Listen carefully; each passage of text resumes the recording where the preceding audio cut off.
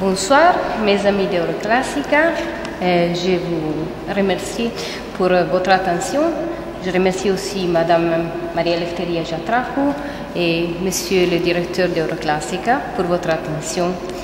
Je vous parle aujourd'hui de l'Italie entre la nécessité d'une innovation didactique et la tradition des études classiques. Donc, on ne peut pas, avec une brève leçon, condenser la difficile, mais en même temps intéressante situation d'aujourd'hui des études classiques en Italie, entre la nécessité de préserver la tradition et le besoin de s'ouvrir aux nouveautés qui chaque jour changent la manière de communiquer, étudier et apprendre. L'école italienne, pour tradition pluriannuelle basée sur les lycées classiques, avec l'étude obligatoire de grec et de latin, a changé. Les lycées classiques, avec le grec et le latin, restent, mais on a sans doute le besoin de renouveler. On a maintenant aussi de nouveaux cours, les lycées scientifiques, les lycées des sciences humaines, où on étudie le latin pour 5 ans, le lycée linguistique, avec l'étude du latin pour 2 ans. Si les études classiques ont une longue et glorieuse tradition en Italie, c'est vrai toutefois qu'on assiste aujourd'hui à des importants changements, surtout à l'université, où seulement peu d'étudiants choisissent une carrière académique dans les langues classiques. On ne doit pas se demander pourquoi. On doit se demander comment nous pouvons continuer l'éducation des nouvelles générations avec le merveilleux patrimoine d'humanité, esprit et beauté que le monde classique nous a laissé. Et pour faire ça, surtout en Italie, en rappelant le glorieux passé des lettres, on doit comprendre aussi que le monde des jeunes a changé. C'est facile de rencontrer des professeurs inquiétés par les fréquentes et récurrentes réformes de l'école italienne depuis beaucoup d'années. Nous devons toutefois changer d'attitude pour éviter l'expectative tragique, c'est-à-dire l'état d'âme du messager attend toujours quelque chose de négatif. Le nouveau, ce n'est pas toujours négatif. Le mot-clé dans ces cas, c'est projectualité.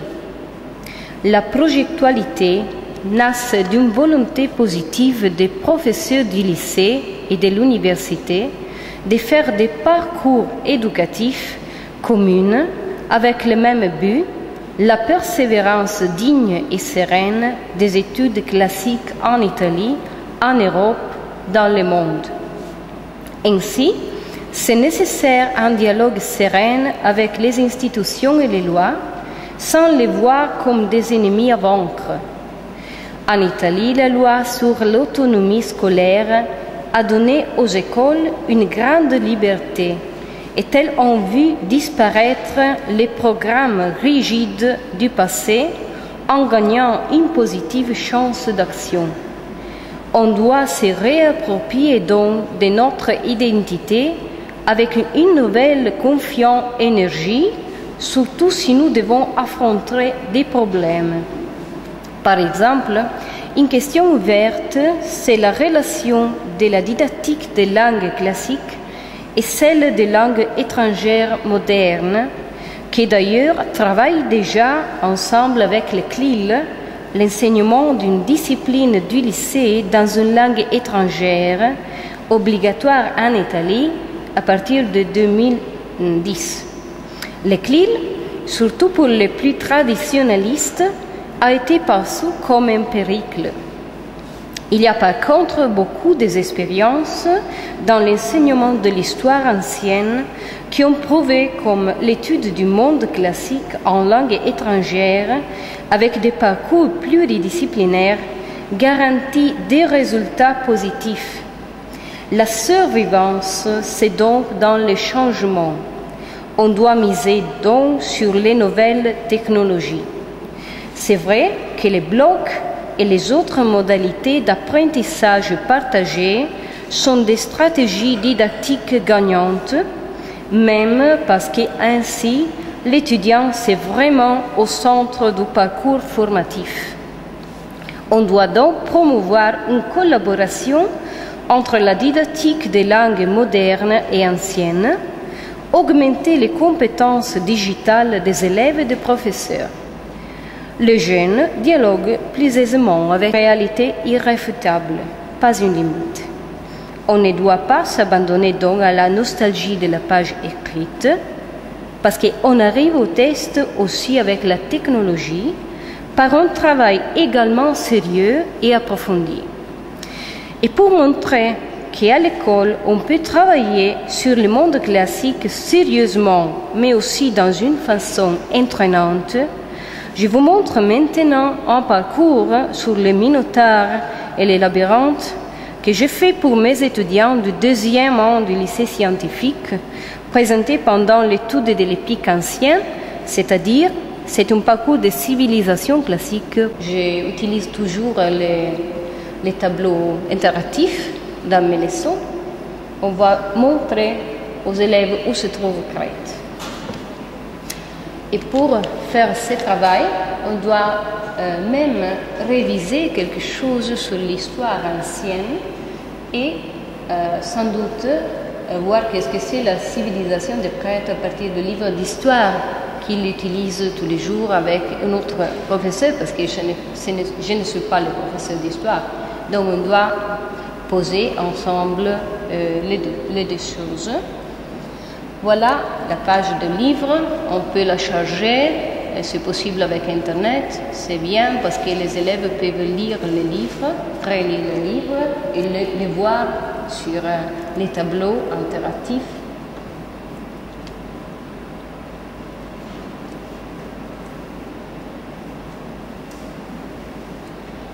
Donc, on a aussi le moment pour vérifier avec un texte vraiment facile, qu'est-ce qu'ils peuvent recorder, se rappeler de cette leçon. Il y a quelque chose online, j'espère que tout va bien, parce que j'ai trouvé ce matin, il était bien, même j'espère qu'il va même dans l'après-midi. Donc, il y a des ressources online. Nous pouvons voir que ce document a aussi des vidéos où les élèves peuvent voir comment étaient dans l'Antiquité les labyrinthes de Crète et voir comment est actuellement, comment c'est présent au temps d'aujourd'hui.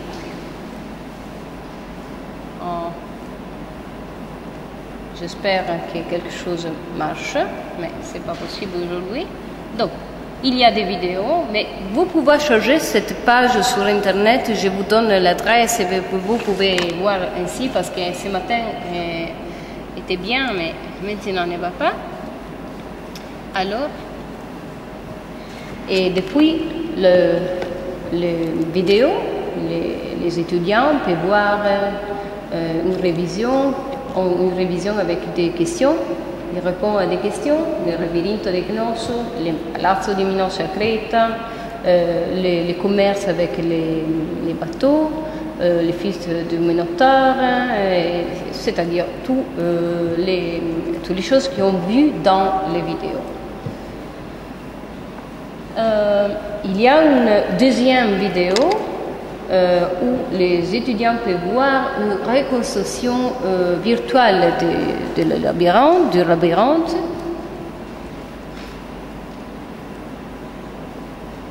Et on peut voir aussi quelque chose sur les jeux qu'on faisait dans l'Antiquité, dans les temps anciens de la civilisation de la Crète, avec les taureaux. Les jeux dangereux des Crétois. Bon, ils ont une petite lecture, ils peuvent lire quelque chose, voir des images très bien connues et partager cette connaissance avec les modernes moyens de communication, c'est-à-dire Twitter, Facebook, Google. Tous les connaissez, mais je pense qu'ils sont très bons pour partager la connaissance et pour faire quelque chose pour les élèves, parce que les élèves peuvent communiquer sur le monde ancien exactement comme ils le font pour être en amitié avec leurs amis, mais ils le font toujours à l'école avec cette façon de travail.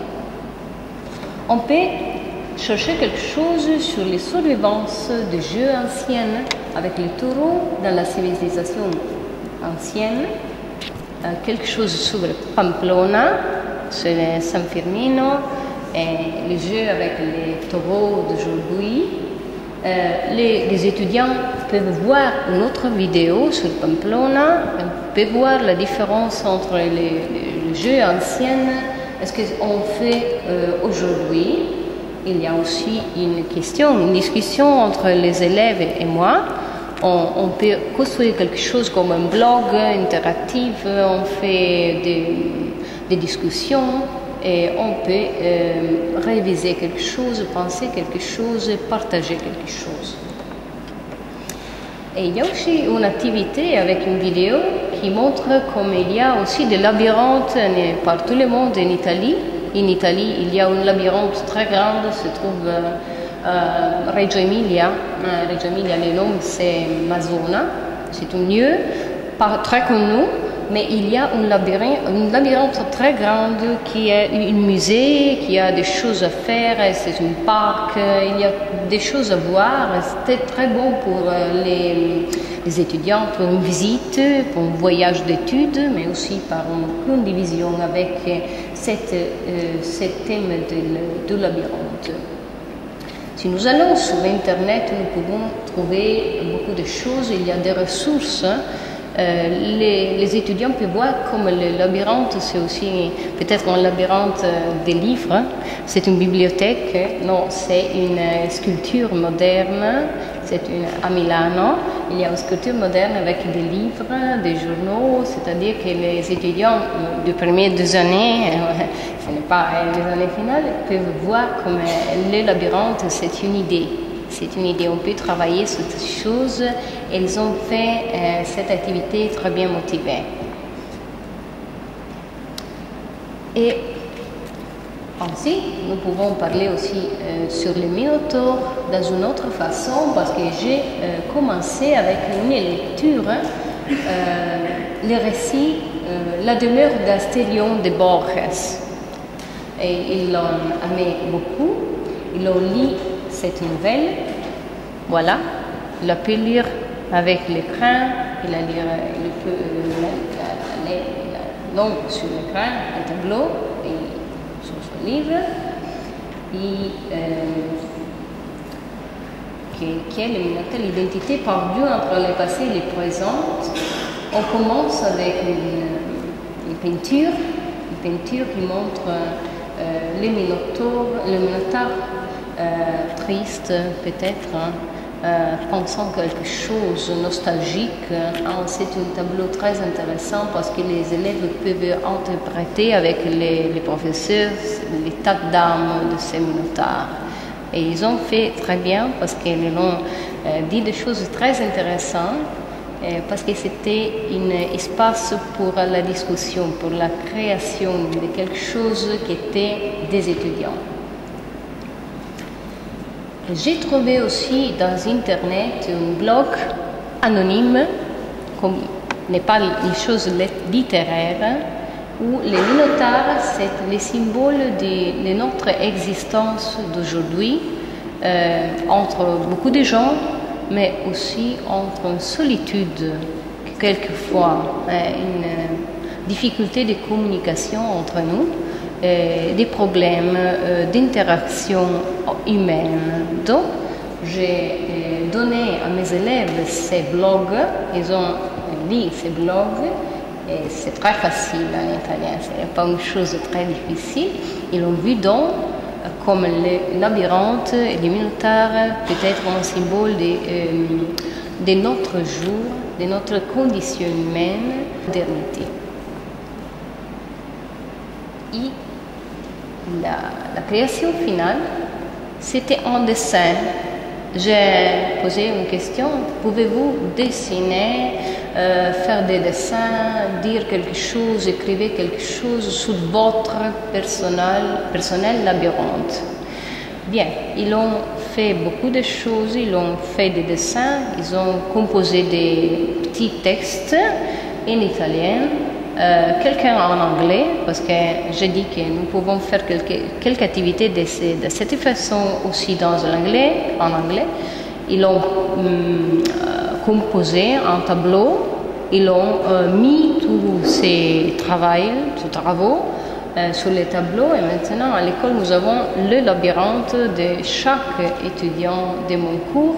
Ils ont écrit des choses très agréables, très intéressantes et je pense quelquefois très profondes, et j'ai pu voir comment cette façon de travailler avec les modernes moyens de communication, surtout avec les blogs, j'utilise beaucoup les blogs pour Internet. En Internet, c'est bien parce que les étudiants peuvent créer quelque chose et partager quelque chose. Je pense que c'est vraiment intéressant et fondamental et très important que les étudiants peuvent dire quelque chose, pas seulement répondre, expresser, comme nous avons vu ce matin avec cette merveilleuse représentation du théâtre. Eh bien, c'est la communication.